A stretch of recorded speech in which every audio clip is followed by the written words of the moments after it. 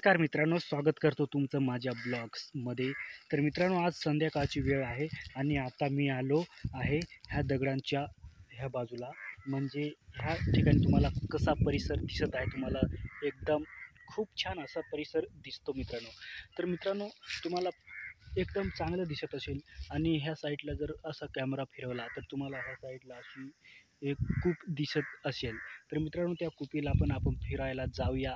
नेमकी कुठं काय आहे ते आजच्या ब्लॉग्समध्ये मी तुम्हाला चांगल्या पद्धतीने दाखवणार आहे. तर मित्रांनो, आता जसं गेलं तसं तुम्हाला दिसत असेल की एकदम इकडे जे आहेत ते तुम्हाला दिसत असतील मित्रांनो. हे छोटे छोटे आंब्यांचे झुडपं दिसत असतील. तर मित्रांनो, हे आहेत एकदम गावठी आंब्यांचे छोटे झुडपं. आणि ह्या बाजूला जर आले तर ह्या बाजूला तुम्हाला दिसत आहे, हे कशाचे झाड आहेत, हे झुडपं आहेत ते मला माहीत नाही मित्रांनो.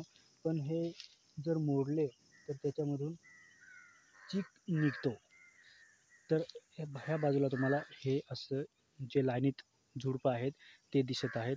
आणि ह्या झाडामुळं काय होतं हे तर मला माहीत नाही, पण मग दिले आहेत मिरला लावून. आणि तुम्हाला जर दाखवले पुढच्या कॅमेऱ्याने तर पुढे काय दिसते ते मी तुम्हाला चांगल्या पद्धतीने दाखवतो. तर हे पहा मित्रांनो,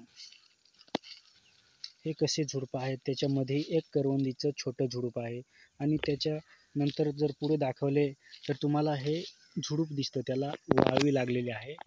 आणि हे पहा मित्रांनो, कसे झुडपं दिसतात, एकदम मस्त.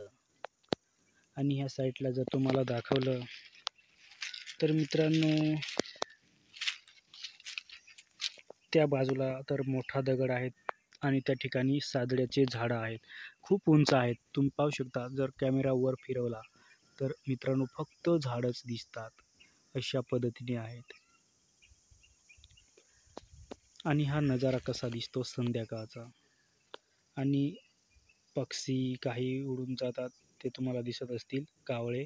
त्याच्यानंतर हा इकडं पांढरांचा ढीग. आणि असं जर पाहिलं तर तुम्हाला एकदम पांट आहे, वाळेल पांट होतं ते सर्व काही झडून गेलं आणि ते लोकांनी झाडून पण टाकलेलं आहे.